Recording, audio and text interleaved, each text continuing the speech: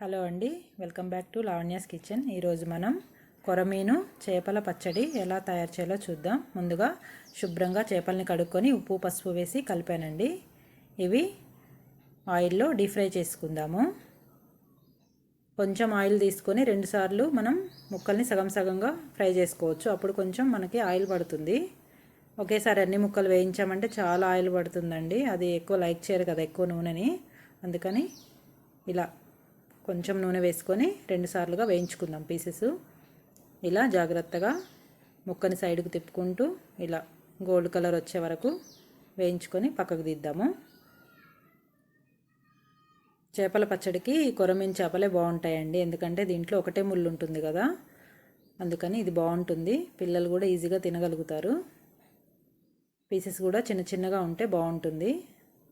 ఇవి చిన్న చేపలండి, ఫ్రెష్గా దొరికాయి, అందుకని నేను పచ్చడి పెట్టి చూపిస్తున్నాను మీకు.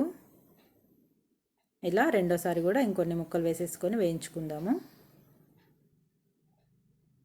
చాలా ఈజీగా త్వరగా అయిపోతుంది. మీరు ఒకసారి ట్రై చేసేసారంటే ఇంకా మళ్ళీ మళ్ళీ చేసుకొని తింటారు.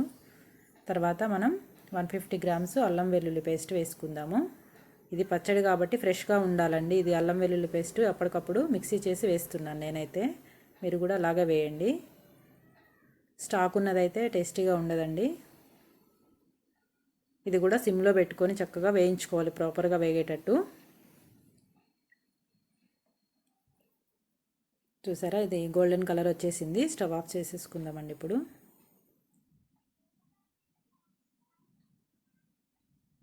అలాగే ప్యాన్లో ఉంచితే ఎక్కువసేపు బ్లాక్గా అయిపోతుందని నేను వేరే దాంట్లోకి షిఫ్ట్ చేశాను.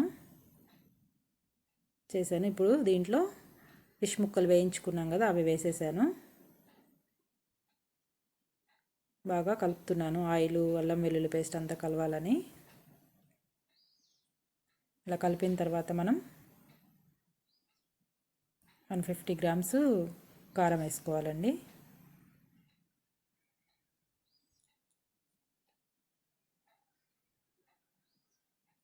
మీరు ఇంకొంచెం ఎక్కువ కావాలనుకుంటే మీ టేస్ట్కి తగ్గట్టుగా మీరు వేసుకోండి. సాల్ట్ అయితే నేను 100 గ్రాములు వేస్తున్నాను. కొంచెం తక్కువ వేసుకొని సరిపోకపోతే మళ్ళీ వేసుకోండి. ఎక్కువైతే మళ్ళీ కష్టం కదా, అందుకని జాగ్రత్తగా వేసుకోండి సాల్ట్. తర్వాత ధనియాలు, లవంగాలు వేయించి పొడి చేసుకున్న పౌడర్ ఇది 100 గ్రాములు. ఇది కూడా వేసేసి బాగా కలుపుకోవాలి.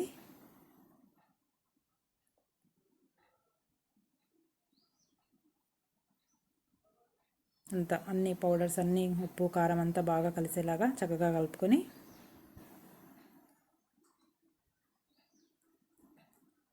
దీంట్లో చల్లారిన తర్వాత 5 నిమ్మకాయలు జ్యూస్ తీసి కలుపుతున్నాను. ఇవైతే సరిపోతాయండి, 5 నిమ్మకాయలు. చల్లగా అయిన తర్వాతనే మనం లెమన్ జ్యూస్ కలుపుకోవాలి, వేడి మీద వేయొద్దు. అంతేనండి, చట్నీ రెడీ అయిపోయింది. బాగా కలుపుకోవాలి. ఇది ఒక 2 డేస్ పక్కన పెట్టి తర్వాత తినేయచ్చు. ఇంకా ముక్కకి అన్ని పట్టి చాలా టేస్టీగా ఉంటుంది. ఆరోగ్యానికి కూడా ఫిష్ చాలా మంచిది కదా, సీ ఫుడ్, అందుకని అందరూ ట్రై చేసి తప్పకుండా తినండి. అంతేనండి, ఫిష్ పచ్చడి రెడీ అయిపోయింది. ఈ వంట కనుక మీకు నచ్చినట్టయితే లైక్ చేయండి, సబ్స్క్రైబ్ చేయండి, పక్కనున్న బెల్ ఐకాన్ నొక్కండి. Thank you.